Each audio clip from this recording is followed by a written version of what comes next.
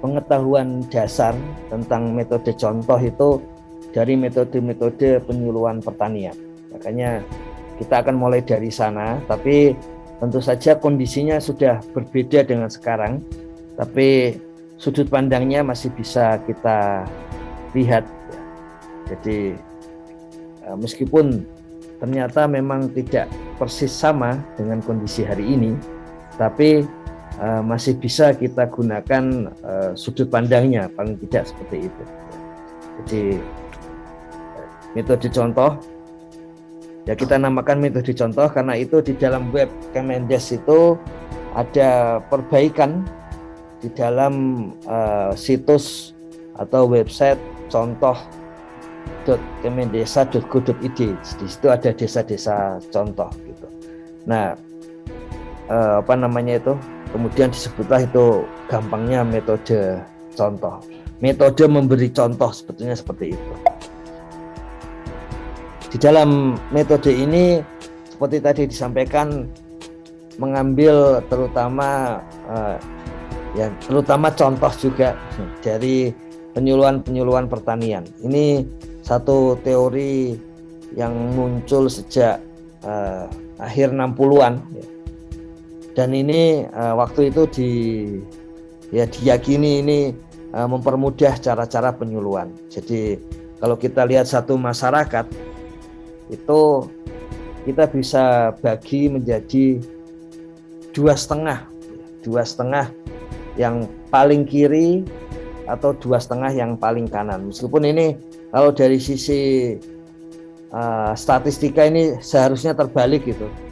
Lazimnya yang positif itu di kanan, tapi ini karena bentuknya itu seperti tahapan, kita mulai dari kiri menuju ke kanan gitu.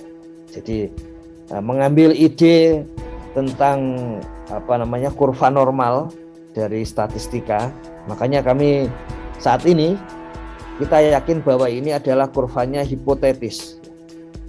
Bisa terjadi di lapangan dan hampir pasti terjadi di lapangan, tetapi pada dasarnya ketika Rogers dan Shoemaker menyusun teori ini, mestinya ini adalah satu teori yang hipotetis ya, karena ini sangat mirip dengan kurva normal di dalam statistika. Kurva normal itu merujuk lazimnya kalau masyarakat itu tidak banyak dimodifikasi, masyarakat itu masyarakat apa adanya, itu ada 2,5%. Ini kalau di statistika sering disebut deviasi standar, 2 kali deviasi standar. 0,5%, ya, sekitar 16% di kanan dan di kiri. Nah, yang lebih kecil dari 16% itu potongannya itu 2,5% yang paling ujung. Nah, Rogers dan Shoemaker ini mengusulkan bahwa 2,5% dari masyarakat itu lazimnya inovator. Ini adalah 2 kali standar deviasi dalam statistika. Makanya kalau kita menghitung seperti SDGs, mengatakan SDGs-nya itu darurat, itu 16% terbawah misalnya. Kenapa 16%? Ya karena kurva statistik secara normal demikian. Ya, jadi makanya ada 15% ke bawah mendekati angka 16, 15 sampai 50, 50 sampai 85 mendekati 15 yang atas, 16 yang atas, kemudian 85 sampai 100. Nah, inovator, orang-orang yang tergerak dengan sendirinya di dalam masyarakat, ya waktu itu tentu saja dipraktekkan di pertanian. Dalam masyarakat desa, itu lazimnya 2,5% dari masyarakat desa itu memang golongan-golongan yang suka hal-hal baru, suka dengan ide-ide baru, meninggalkan ide-ide lama yang ada di desanya. Jadi ini bukan tokoh ya, bukan tokoh masyarakat. Karena lazimnya tokoh masyarakat itu ada di early majority. Ya, jadi tokoh masyarakat itu tidak lazim sekaligus menjadi inovator, meskipun tentu saja ada.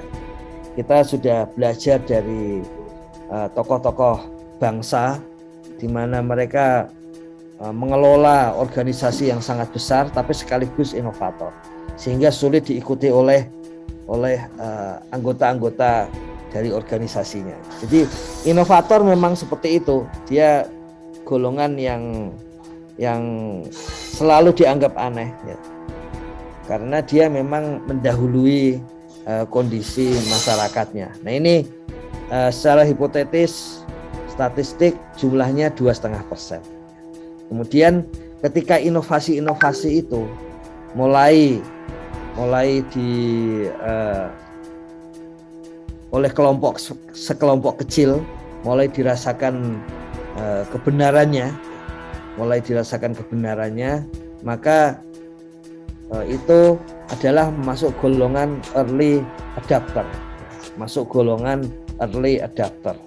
Ini golongan yang segera mau menerima inovasi, segera mau menerima hal-hal baru. Kemudian setelah itu barulah golongan-golongan yang sangat banyak yang tadi kami sampaikan, lazimnya para tokoh masyarakat itu tergolong yang di sini. Kemudian ada golongan yang sedikit kontra, itu adalah late majority, mayoritas tapi terlambat untuk menerima ide-ide baru, teknologi baru seperti itu. Dan seperti biasa secara statistik ada 16% ya. 16% atau satu standar deviasi yang memang sangat-sangat sulit untuk menerima inovasi baru. Nah, coba kita lihat apakah ini cocok untuk ada di desa kita gitu. Cocokkah kita ini untuk lingkungan kita? Tidak hanya di desa tapi misalnya kelompok TPP, apakah benar di antara kelompok TPP lazimnya yang inovator ya 2,5%, masyarakat desa yang inovator ya 2,5%, sekitar 16% itu ya sulit diajak untuk berubah. Tidak ada yang salah, karena yang tidak mau berubah pun dia memiliki keuntungan dengan kondisi saat ini, sehingga dia rasional juga untuk tidak mau menerima inovasi baru.